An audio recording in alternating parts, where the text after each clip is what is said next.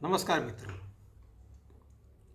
News ફાઇલમાં તમારું સ્વાગત છે અને હું છું દિનેશ પટેલ. આ વિડીયોનો હેતુ શેરબજારમાં પૈસા રોકતા લોકોને શેરબજારના ભયસ્થાનો અંગે જાગૃત કરીને બચાવવાનો છે. આ શેરના સટ્ટા પાછળ હજારો પરિવાર બરબાદ થયા છે, એટલે હવે આ બધું અટકવું જોઈએ. એટલે જે તમારા સંબંધીઓ અને મિત્રો શેરબજારમાં પૈસા રોકતા હોય તેમને આ વિડીયો અચૂક શેર કરજો, કારણ કે કહેવત છે કે રાંડ્યા પછીનું ડહાપણ નકામું. ઊન સે બિગડી હોશ સે સુધર નહીં શકતી. ઘોડો નાસી જાય પછી તબેલાને તાળું મારવાનો કોઈ અર્થ નહીં. અંગ્રેજીમાં કહેવત છે prevention is better than cure. ગુજરાતીમાં કહેવત છે કે ખાડે ડૂચા અને દરવાજા મોકળા, એટલે કે પેની વાઇઝ પાઉન્ડ ફુલિશ. આ બે કહેવતનો એવો અર્થ થાય છે કે પોતાની નાની મોટી જરૂરિયાત પાછળ પૈસા ખર્ચવામાં કરકસર કરનાર ના લાખો રૂપિયા આ શેરબજારના ધતિંગ પાછળ વેડફાઈ જતા હોય એ આ દેશના લાખો મૂર્ખ અને લાલચુ લોકોને દેખાતું નથી. એ આ દેશની કમનસીબી છે. પોતાને શેરબજારના એક્સપર્ટ સમજતા લાલચુ લોકોના અબજો રૂપિયા આ શેરબજારના ધતિંગ પાછળ લાગેલા છે. આ બધા પાગલોને કોણ સમજાવવા જાય કે ભારતીય શેરબજાર એ મોટે ભાગે એક ફ્રોડથી વિશેષ કશું નથી. તમે એક ગાંડાને સમજાવી શકો, પણ અહીં તો ગાંડાઓનો રાફડો ફાટ્યો છે. એટલે એ પૈકીના ઘણા બધાને આ રીતે યુટ્યુબના માધ્યમથી વિડીયો દ્વારા શેરબજારના જોખમોથી ચેતવી શકાય, એટલા માટે અમે આ વિડીયો બનાવ્યો છે. શેરબજાર એટલે ફાંસીનો ફંદો એ હર્ષદ મહેતાના સમયમાં અને એ પછી પણ 10 વાર સ્પષ્ટ રીતે સાબિત થઈ ગયું હોવા છતાં, અને એ વખતે લાખો લોકોએ અબજો રૂપિયા ગુમાવ્યાની ખબર હોવા છતાં આજની તારીખે પણ ગુજરાતમાં મોટા પ્રમાણમાં લોકોનો સાઇડ બિઝનેસ એ શેરબજાર છે, એ બહુ ખરાબ કહેવાય. આ શેરબજાર એ વિનાશકારી બોમ્બથી ઓછું ખતરનાક નથી. જ્યારે તમારું મોટાભાગનું રોકાણ શેરબજારમાં હોય ત્યારે એવું માનજો કે તમે જ્વાળામુખી ઉપર બેઠા છો. ચાલો હું તમને સમજાવું કે આ શેરબજારનું ધતિંગ એ શું છે. જે લોકો પોતાને શેરબજારના બહુ જાણકાર સમજતા હોય તેમને આ જાણ્યા પછી એવું ફીલ થશે તેમની માન્યતા એ માત્ર તેમનો ભ્રમ છે અને વાસ્તવિકતાની તેમને કશી ખબર નથી. શેરબજારમાં રૂપિયા રોકવાવાળો ભાગ્યે જ કોઈ એવો છે જેણે શેરબજારમાં 50,000 રૂપિયા ગુમાવ્યા ના હોય. શેરબજારમાં 50,000થી માંડીને 50 લાખ સુધીની રકમ ખોવાવાળા હજારો લોકો છે. 100 જણા શેરબજારમાં રૂપિયા રોકે તો તેમાંથી 99 જણા રૂપિયા ગુમાવે છે. આ સંજોગોમાં એ તમે નક્કી કરો કે આવી જગ્યાએ પૈસા રોકાય કે નહીં. લોકો શેરબજારમાં પૈસા કમાય છે તે એક જુઠ્ઠાણું છે. ઇન્ફોસિસમાં લોકોએ 20 વર્ષ પહેલાં રોકેલા 5,000 રૂપિયાના અત્યારે 1 કરોડ રૂપિયા થયા. આવી થોડી ઘણી કંપનીના ઉદાહરણ આપીને લોકોને શેરબજારમાં પૈસા રોકવા માટે લલચાવવામાં આવે છે. ખાસ કરીને છાપાવાળા અને ટીવી ચેનલવાળા લોકોને આ રીતે ભરમાવીને શેરબજારમાં પૈસા રોકવા માટે ઉશ્કેરે છે. તેઓ લોકોને કદી જણાવતા નથી કે લોકોએ વર્ષ 2019થી 2010 સુધીના 20 વર્ષમાં લોકોએ 10 લાખ કરોડ રૂપિયાની જંગી રકમ શેરબજાર પાછળ ગુમાવી છે. એટલે કે 1 રૂપિયાની પાછળ તમે 13 મીંડા લગાડો એટલી જંગી રકમ ગુમાવી છે. આ પૈસા ગુમાવવાવાળાઓમાં વકીલો, ડૉક્ટરો, ન્યાયાધીશો સહિત કોઈ બાકી નહોતું. છાપામાં અને ટીવીમાં શેરબજારમાં રોકાણ કરવા માટે સતત આવતા સમાચારોને ગંભીરતાપૂર્વક લઈને શેરબજારના રવાડે ચડવાની ભૂલ કદી ના કરવી, કારણ કે તમારું લાખો રૂપિયાનું નુકસાન કંઈ તમને શેરબજારમાં રોકાણ કરવાની સલાહ આપતો છાપાવાળો કે ન્યૂઝ ચેનલવાળો તમારું નુકસાન ભરપાઈ કરવા આવવાનો નથી. આઈપીઓ એ મૂળ અમેરિકા જેવા વિકસિત દેશોનો કન્સેપ્ટ છે. વર્ષો પહેલાં આ કન્સેપ્ટ અમલમાં આવ્યો ત્યારે તેનો સારો હેતુ હતો. આઈપીઓ મારફત પૈસા મેળવનાર ઉદ્યોગપતિને પણ ફાયદો થાય અને તેના શેર હોલ્ડરોને પણ ફાયદો થાય એવો સારો હેતુ સરકારનો આ કન્સેપ્ટ પાછળ હતો. પરંતુ ભારતમાં આઈપીઓ પાછળ તે લાવનાર લોકોનું મોટા ભાગે ફ્રોડ કરવાનો ઈરાદો હોય છે. હવે ચાલો સમજીએ કે આ આઈપીઓનો કન્સેપ્ટ કયા કારણથી આવ્યો. કોઈ નાનો ઉદ્યોગપતિ તેની પ્રોડક્ટનું પ્રોડક્શન વધારવા માંગતો હોય તો તેણે તે માટે મોટો પ્લાન્ટ નાખવો પડે, પરંતુ તેની પાસે પૂરતા પૈસા ના હોય તો શું? દાખલા તરીકે દિનેશભાઈ નામના એક ઉદ્યોગપતિ સબમર્સિબલ પંપ બનાવવાનું એક નાનું કારખાનું ચલાવે છે. દિનેશભાઈ મોટો પ્લાન્ટ નાખીને મોટા પ્રમાણમાં સબમર્સિબલ પંપ બનાવીને તે આખા દેશમાં વેચવા માંગે છે અને એક્સપોર્ટ પણ કરવા માંગે છે, પરંતુ મોટો પ્લાન્ટ નાખવા માટે તેમની પાસે 100 કરોડ રૂપિયા નથી. તો આ દિનેશભાઈની સમસ્યાનું સોલ્યુશન કેવી રીતે આવી શકે? એટલે સરકારે આવા ઉદ્યોગપતિઓને શેર આપીને, જાહેર જનતાને શેર આપીને પાર્ટનર બનાવવાની છૂટ આપી.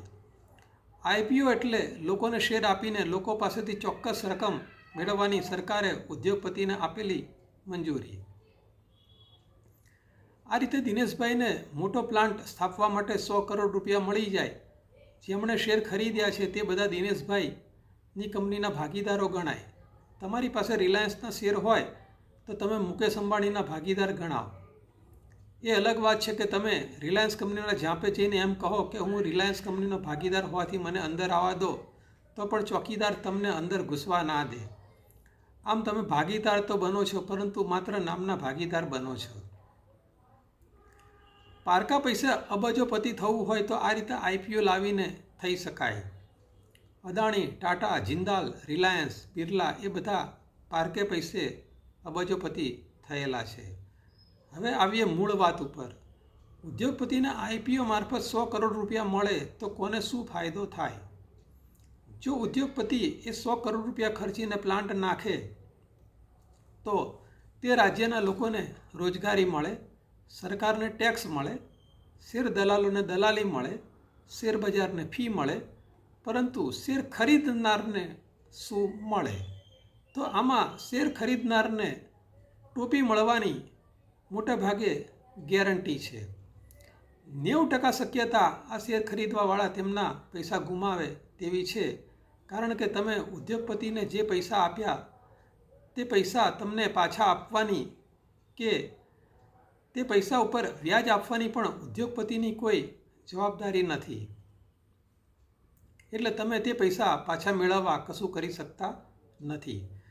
તમે એક ઉદ્યોગપતિને આ રીતે પૈસા આપો છો ત્યારે વિચાર કરો કે તમારા ખરાબ સમયમાં તમને કોઈ આ રીતે પૈસા આપશે? જો ના, તો પછી તમે તમારી મહેનતની કમાણી આ રીતે ઉદ્યોગપતિને શા માટે આપો છો એ અંગે તમારે તમારી જાતને પ્રશ્ન કરવાની જરૂર છે. શેરહોલ્ડરોને વ્યાજ આપવાની ઉદ્યોગપતિની કોઈ જવાબદારી ના હોવાથી 100માંથી 90 કંપનીઓ તેના શેરહોલ્ડરોને 1 રૂપિયાનું પણ ડિવિડન્ડ આપતી નથી. તમને શેર બજારમાં રોકાણથી કંઈ મળશે કે નહીં તેનો આધાર તે શેરનું શેર બજારમાં શું મૂલ્ય છે તેના ઉપર આધારિત છે.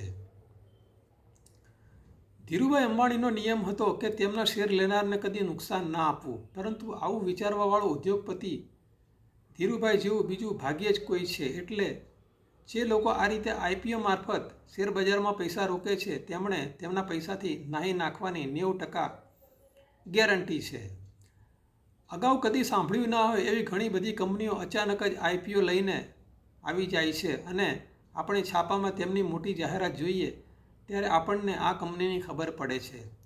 બાકી આ કંપનીઓ ક્યાં છે, તેના માલિકો કોણ છે, શું બનાવે છે તે અંગે આપણને કશી માહિતી હોતી નથી. તેમ છતાં પણ લોકો બસ ગ્રે માર્કેટમાં અમુક સટ્ટોડિયાઓ તેનું કૃત્રિમ રીતે ઊંચું પ્રીમિયમ બોલાવે એટલે એના આધારે ઘણા મૂર્ખ અને લાલચુ લોકો આવી કંપનીઓના શેરમાં પૈસા રોકવાનું નક્કી કરી લે છે. જેને બરબાદ જ થવું હોય તેને કોણ રોકી શકે? એટલે શેર બજારમાં રોકાણ કરવાવાળા મોટાભાગના લોકોની હાલત ભિખારી જેવી હોય છે. સરકારી કર્મચારીઓનો 1 લાખ રૂપિયા પગાર હોવા છતાં તેમની આર્થિક સ્થિતિ સારી હોતી નથી, કારણ કે આંધળો લણે અને વાંછડો ચાવે એટલે બરકત ક્યાંથી હોય? એકવાર શેર બજારની ચુંગાલમાં ફસાય એ મોટે ભાગે મૃત્યુ સુધી તેમાંથી બહાર આવી શકતો નથી, કારણ કે માણસનું મગજ નુકસાનને સ્વીકારી શકતું નથી. 500 રૂપિયામાં ખરીદેલો શેર માણસ તેના મૃત્યુ સુધી સાચવશે, પરંતુ 500થી ઓછામાં વેચતા તેનો જીવ નહીં ચાલે. એટલે તેણે મૂલ્ય વગરના તેના શેર તેના વારસદારોને વારસામાં આપીને ભગવાનના ઘેર જવું પડે છે. આવા મૂલ્ય વગરના શેરને શેરબજારની ભાષામાં ગોદડા કહે છે. આ એપિસોડ પૂરો કરતાં પહેલાં એક વાત જણાવી દઈએ કે આ શેરબજારમાં રોકાણ કરવું એ આખલાના શિંગડામાં માથું નાખવા બરાબર છે. તમે તમારા પગ ઉપર કુહાડી મારીને એમ કહો કે હું હેરાન થઈ ગયો, તો આ કેવી રીતે યોગ્ય ગણાય? અહીં કોઈને એવો પ્રશ્ન થાય કે શેરબજારમાં તો લાખો લોકો પૈસા રોકે છે, તો એ બધા મૂરખ છે? તો એનો જવાબ છે હા. હર્ષદ મહેતાના વખતમાં વકીલો, ડૉક્ટરો, ન્યાયાધીશ, આઈએસ ઓફિસરો, આઈપીએસ ઓફિસરો સહિત બધાનું મુંડન થઈ ગયું હતું. દુનિયા કૂવામાં પડે એટલે આપણે કૂવામાં પડવાનું ના હોય. તમે સુખી છો કે દુઃખી અને આગળ છો કે પાછળ એ તમારા નિર્ણયો ઉપર આધારિત છે. આ દેશ એ ફ્રોડ, છેતરપિંડી એવા આર્થિક ગુનાઓની રાજધાની છે. તેમાં તમારી જાતને બચાવો. દેશના લોકોની આર્થિક સુધારવી હોય તો સૌથી પહેલું કામ એ કરવું પડે કે આ શેરબજારનું ધતિંગ બંધ કરવું પડે. અહીં આ પહેલા નંબરનો એપિસોડ પૂરો થાય છે. શેરબજાર ઉપર આગળની માહિતી માટે બીજા નંબરનો એપિસોડ જુઓ. આ વિડીયોનો હેતુ શેરબજારમાં પૈસા રોકતા લોકોને શેરબજારના ભયસ્થાનો અંગે જાગૃત કરીને બચાવવાનો છે. આ શેરના સટ્ટા પાછળ હજારો પરિવાર બરબાદ થયા છે, એટલે હવે આ બધું અટકવું જોઈએ. એટલે જે તમારા સંબંધીઓ અને મિત્રો શેરબજારમાં પૈસા રોકતા હોય તેમને આ વિડીયો અચૂક શેર કરજો. કારણ કે કહેવત છે કે રાંડ્યા પછીનું ડાપણ નકામું. ધન્યવાદ.